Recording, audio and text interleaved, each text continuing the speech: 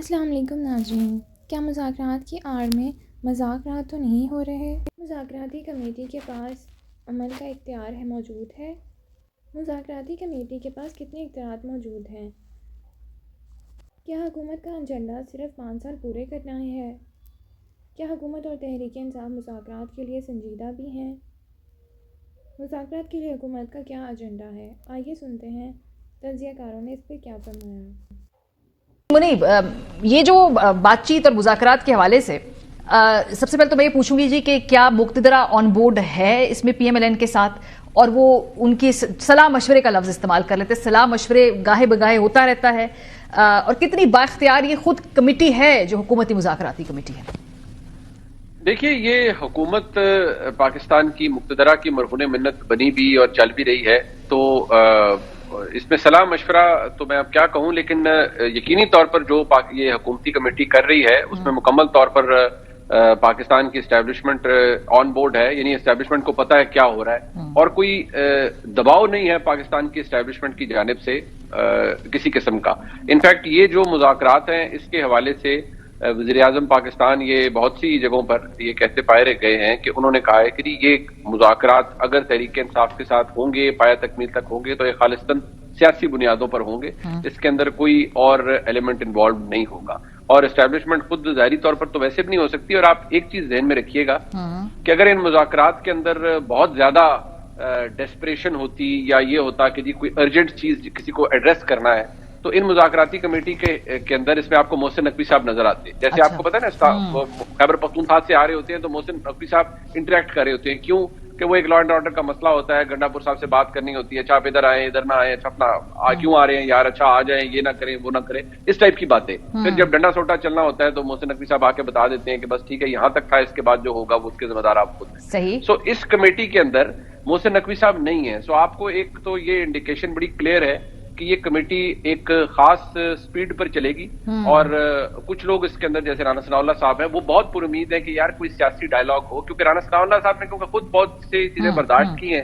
ان کو یہ لگتا ہے کہ یار کوئی فرق نہیں پڑتا جو لوگ جیلوں میں ہیں، اگر وہ اپنے گھروں میں چلے جائیں، اگر کوئی بات چیت سے مسئلہ حل ہو جائے، تھوڑی سی سپیس ہر ایک کے لیے بن جائے تو کوئی حرج نہیں ہے۔ لیکن کچھ لوگ کمیٹی کے اندر یا ایسے ضرور ہیں جو کہتے ہیں کہ یار اچھا نتھنگ ڈوئنگ، انہوں نے کون سا ہمارے ساتھ کوئی سیدھی بات کی تھی، تو ان کے ساتھ بھی ایسا ہی ٹریٹمنٹ ہونا چاہیے۔ So it is a blend of both, لیکن اسٹیبلشمنٹ کی طرف سے جہاں کوئی اعتراض نہیں ہے وہاں کوئی دباؤ بھی نہیں ہے کہ اچھا جی ضرور کریں، نہیں تو پتہ نہیں رات کیسے گزرے گی، ایسا کچھ نہیں ہے۔ غالباً جو سوچ ہوئے کہ چلیں یہ بھی کر کے دیکھ لیں، مور اور لیس، مطلب زیادہ، لیکن there is nothing at stake for the government, کیونکہ یہ جو میں ہمیشہ کہتا ہوں، پھر شاید کچھ دوست برا منا جاتے ہیں حکومت میں کہتا ہوں جو ہائبرڈ ریجیمز ہوتے ہیں they don't need narratives, they need power. وہ پاور جب تک ہے اور جب تک رہے گی تو وہ چلتے رہیں گے، جب پاور سائڈ سے پہ ہو جائے گی تو پھر ہر کوئی گر جاتا ہے۔ سو یہ تو اپنی سپیڈ سے چلے گا نا مذاکرات، تو 31 جنوری کی تاریخ جو ہے، جو ڈیڈ لائن تو نہ کہیں چلے، ایک طریقے سے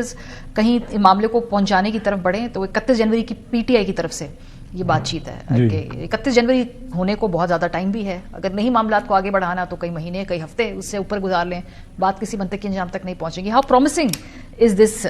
فیز آف مذاکرات؟ دیکھیں، آپ جو کچھ بھی کر رہے ہوتے ہیں نا اس میں کچھ نہ کچھ آپ کا کیپٹل خرچ ہو رہا ہوتا ہے، جس طرح ابھی منیب صاحب نے بھی فرمایا کہ جو ہائبرڈ نظام ہوتے ہیں اس میں طاقت کا بڑا عمل دخل ہوتا ہے، لیکن طاقت بھی آپ کنزیوم کر رہے ہوتے ہیں، اس کو بھی آپ جلا رہے ہوتے ہیں، وہ بھی ایک ایندھن ہے، اس کی بھی ایک حد تک آپ اس کو لے کے جا سکتے ہیں، پھر آگے وہ بھی یوز لیس ہو جاتی ہے۔ تو میرے خیال میں دونوں طرف سے یہ کوشش ہوگی کہ چیزوں کو اب سیٹل کیا جائے، چیزوں کو آگے لے کے جایا جائے۔ جہاں تک یہ مذاکرات کا تعلق ہے، سرپرائزنگلی آج آپ نے خواجہ آصف صاحب کا بیان بتایا کہ انہوں نے کہا کہ کہاں سے یہ شروع ہو گئے۔ اب کوئی 2 دن پہلے ایک بڑی امپورٹنٹ شخصیت مجھے یہ کہہ رہی تھی کہ حکومت کے اندر کچھ لوگوں کو اس حوالے سے بڑا اضطراب ہے اور وہ اس کے اندر سپوائلر کا کردار ادا کریں گے،